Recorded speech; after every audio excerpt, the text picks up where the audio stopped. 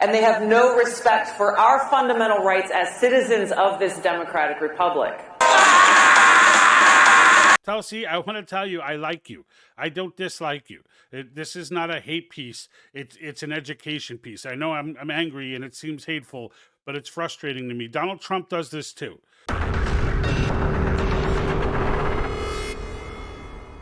All right, before I get started, just make sure you head over to X. Give me a follow over there. I'm just trying to grow that for the last couple of months. We're up over 100 right now. We're starting to get some momentum going. I'd love it if you could help me do it. Also, we have our t-shirt stores available. One of my favorites just released, Make Civics Great Again. It's totally relevant to what we're about to talk about. So Tulsi Gabbard had gone ahead and spoke at CPAC, and for all intents and purposes, it was a good speech. However, for the love of, I'm not going to stop this, folks. I'm not going to stop it, okay? The amount of times that she called this country a democracy and then went even further to just blow the fire out of my head and call it a democratic republic. We have to be better than this. We have to be.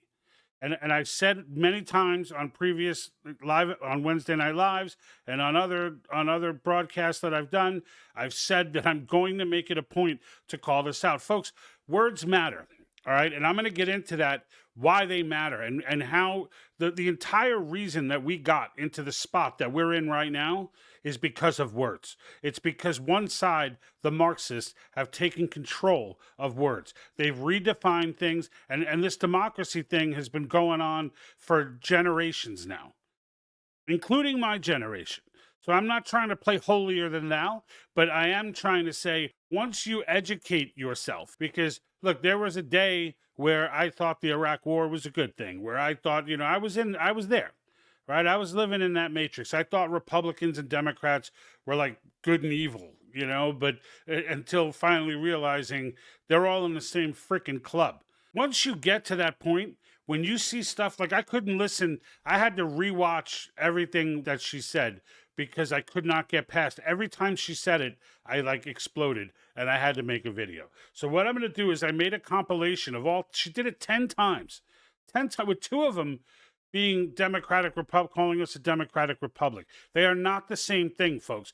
The United States being a constitutional republic, it's not kind of like a democracy. It's not sort of a democratic republic. It's not like same thing. No, it was absolutely constructed and designed with the sole purpose of avoiding democracy at all costs. So I'm going to explain that in more detail, what the differences are, between them. But right now I want to run through this. We're going to count down the 10 different times, and there's one time that doesn't count, and I added it, but I noted that it didn't count because she was using it in the right context, where she says, foreign tyrants or tyrannical governments fear democracy. That's a fair statement. So I wasn't going to ding her just for using the word democracy. All 10 times are in the context of saying of our government, of our political system, and all 10 times it's dead wrong. And just for the record, Tulsi may never see this video because I'm just not a big deal like that. But at the same time, if this ever does get past Tulsi's desk or show up on her phone feed for whatever reason, maybe the title, right? So it shows up in her phone feed. Tulsi, I want to tell you, I like you.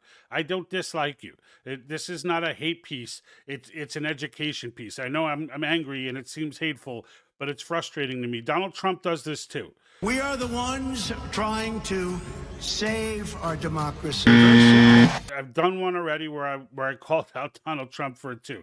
The entire country does this, and it drives me insane, and words matter. And I want to stress this point because nobody else seems to be doing it. Tucker did it, and Vivek had to correct him. How can you have a democracy with censorship? We're a constitutional republic, but I'll use lowercase d democracy as a fill-in, right? Couldn't resist. And then Tucker kind of blew it off. It matters. It matters. All right, so let's go through this compilation. Our democracy is under attack. That's one. That's one. The perpetrators of this attack are those who, in the name of saving our democracy, are destroying it. That's two. and they have no respect for our fundamental rights as citizens of this democratic republic. In the name of protecting democracy and saving us from ourselves, they're actually destroying our democracy and taking away our freedom. Is it 5? Telling themselves that they need to destroy our democracy in order to save it. And 6. Our democratic republic is being destroyed by the permanent Washington elite. Foreign dictators are afraid of democracy. That one didn't count. Our democracy is under attack, and it's up to us to save it. 8. In both parties, that those who abuse their power and undermine our democracy and our freedom, That's 9. and this democracy as we know it will be finished. The number of the day is 10. All right, so there it is. 10 different times in a 15-minute speech. And when you hear someone throw in Democratic Republic, like Tulsi Gabbard clearly doesn't understand the difference. And that's fine. I don't even mean that as an insult. But I pray to God that she learns the difference because she's a big-time public figure, and I like her. I give more credit to people on the left who figure it out and ask questions and walk away than even to those on the right, because there are a lot of people on the right who still think the Republicans are the good guys. Like, they don't like you either, just so you know. Just so my old school Republican folks out there understand, the Republicans don't like you either. None of them like you, okay? They loathe you, all right? You're an obstacle. That's what you are. Don't get it twisted and think this guy's good, that guy's bad. So when someone walks away from the Democratic Party, I'm definitely in favor, and Tulsi Gabbard has spoken common sense regardless of party for quite some time now, right? So she's clearly opened her eyes, and I don't mean this as a dig on her. However, put her in the list with Tucker, put her in the list with Trump, put her in the list, and she may say, oh, well, that's good company. No, not in this case, it's not. Like having a presidential candidate say, you know, I'm here to save our democracy, and think that it doesn't matter. It matters, all right? You know, racism when I was a kid used to mean someone who hated another race. Now, if you can't tell the subtle difference between two different types of Latino or Asian, you're a racist. Instead of just answering your question and maybe teaching you the features and stuff like that, you're a racist. How did that come to be? The same way we all got duped into thinking that we live in a democracy. This started, if you haven't seen my other video that I did on this, where I let them, I forget his name now. The video is from the original video was shot in like 1950. And he sits there and breaks down quotes from founders, the whole nine. Alexander Hamilton, delegate from New York, said, "We are now forming a Republican government. Real liberty is not found in democracy. If we incline too much to democracy, we shall soon shoot into a monarchy." John Adams, one of the giants of the American Revolutionary period, said, "Democracy will envy all, contend with all, endeavor to pull down all. And when by chance it happens to get the upper hand for a short time, democracy will be revengeful, bloody, and cruel." And when I saw it, I was like, oh, everyone's got to see this. And so I put it together. So go check that out on any one of the platforms, and you'll help yourself with a little education, something shareable. But here's the difference, folks, and here's why it matters. If we were in any way, shape, or form a democracy, yeah, I know, we vote for our elected leaders. That is, having one thing in common with something does not make you that thing. It doesn't make you similar to that thing. It doesn't mean anything with respect to that thing, all right? Because after we elect our leaders, the entire rest of our governmental system is completely different. But no system, no part of it bigger.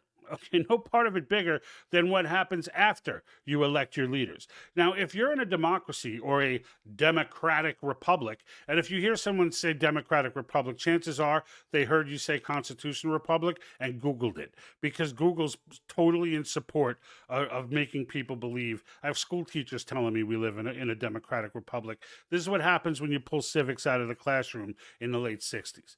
Social studies just never quite cut it, did it? So anyway, here's the main difference, all right? Once we elect our leaders, if we're in a democracy or a democratic republic, those leaders they now have power, okay? And everyone thinks that's great. Okay, yeah, well, we elected those leaders, so that's fine. They have power, though, to do things like they do in the UK. They have power to go ahead and I'm not bashing the UK, but the speech thing's got to go. They got hate speech laws there. You can actually be punished by government for what you say, all right? That can't happen in the United States because we are not a democracy. Because you cannot vote away the rights or property of another citizen.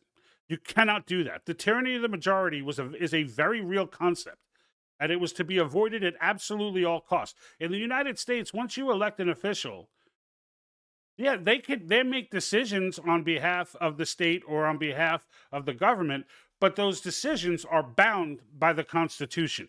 There are decisions that they simply cannot make, no matter how many people vote for them, no matter how much democracy is in their favor. There's a reason for that. If it were not for this system, if it were not for this very specific system, all right, we would have been gone a long time ago. We would have fallen a long time ago. The reason that these psychopaths and sociopaths have been after us and working on this for 60 or 70 years is because we are a constitutional republic. And there are certain things they cannot get around. They can try and take you. They can look what happens to me on Facebook, right? 18,000 followers. I got 680 on Rumble. And when I go live, I have more people watching during the broadcast than I do on Facebook. That's ridiculous. That should never happen. By accident,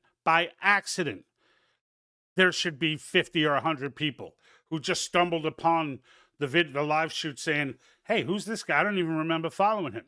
Just by those people, there should be 100 people that touch base and watch at least some of the broadcast. But instead, on YouTube, 1,400 followers, but I've stopped promoting YouTube. But I still stream there. And the fact of the matter is, 1,400 followers, most videos, most live events with one unicorn in between somewhere, all on similar topics. It's not like I'm floating around. It's not like I'm flying all over the place with topics. Maybe 5 viewers. Maybe. Another like 10 from Facebook with 18,000. I get like 10. Because they don't know what I'm going to say. So when it's a live event, they never, and that's all I'm really doing these days, except for this. That's all I'm really doing. So the fact is, when I do these live events, they don't want 300 people watching it, 400 people watching it, because they don't know what I'm going to say. And YouTube will just take you down. I've been suspended 8 times there. Facebook, though, is much more sly about it. Facebook will go ahead and just they'll let you post, and you just think your content sucks on Facebook. You're just like, man, I don't understand. Why is nothing, all of a sudden, I was going from a steady 40,000, views, 20,000, 60,000, and all of a sudden it's like 100. Right after I monetized on Facebook, that's when it really began. But I got the chance to test it. But the point is, they could do all that stuff, and it doesn't. But they can't stop me from going to X. Right?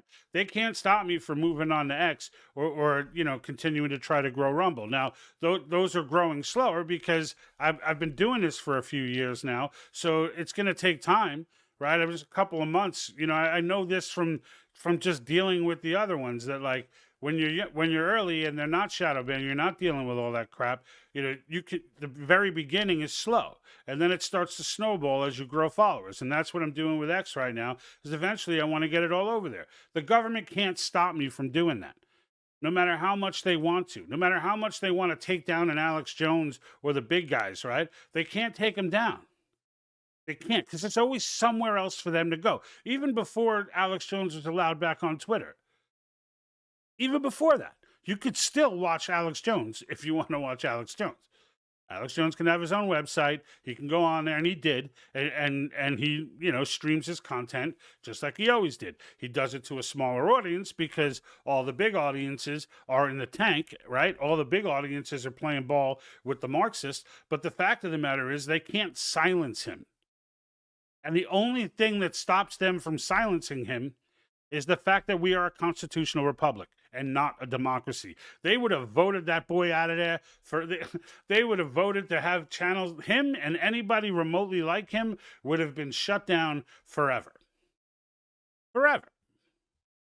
deemed speech unworthy of, you get all the doo-doo-doos out there to vote for it, and then the next thing you know, Alex Jones is gone, right? Or Tucker, or whoever the next political hit piece is, whoever the next target is, they would take out. How long have they been trying to get rid of our Second Amendment? How long have they been at this? All of a sudden, we have shootings everywhere. We have mass shootings all of a sudden everywhere, and every one of them is politicized to try and circumvent the Second Amendment, and every one of them fails. Because despite being elected, those leaders cannot. The right to bear arms shall not be infringed. And this goes on and on and on and on. And you can say, oh, well, the judges, look at the judge that just gave this settlement to Trump. I get that.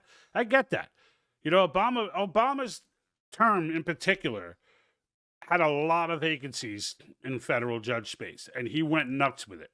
There's no doubt that he put a lot of people out there, but it's not everyone. It's not even everywhere. San Diego is right now. We're a short ways away from getting rid of the magazine, the limited magazine, 10 rounds per gun. That's about to go, and you know where that started? You know where that first decision came? It came out of San Diego. That's right, California. The Republic. There's dark days in the Republic right now, but the Republic is not lost. It is not over. This is just one of those things we're going to talk about in the future. As man, can you believe how bad we let this get? And those lessons will be learned, and the American experiment will continue. But one thing that has to happen before that can happen is that we have to get our verbiage correct. We have to start using the right words at the real right times, not at the times that none of this political correct. That's the whole point of political correct. It's to stop you from saying things because they can't circumvent the Constitution. So they use political correctness and try to get society to do it to itself. And we've been doing this now. Gen X now has watched this kind of develop. As it started to develop in the 90s, and we were all just kind of like, what? But everybody just kind of looked at it like whatever.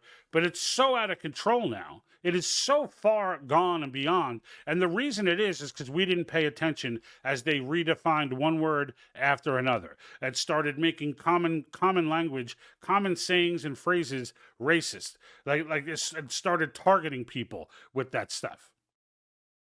And so it's not just the constitutional republic thing. It's the whole bag. But for the love of God, we got to get our system of government right. We've got to at least do that. I'll be on Wednesday night, 5:30 p.m. Pacific time. Anybody with questions on Article 5, calling of a convention of states, by all means, bring your friends. I'm there to answer questions, and we'll have some more chat about this. I'll get your feedback. We'll post some comments and have a go at it. Until that time, I'm out.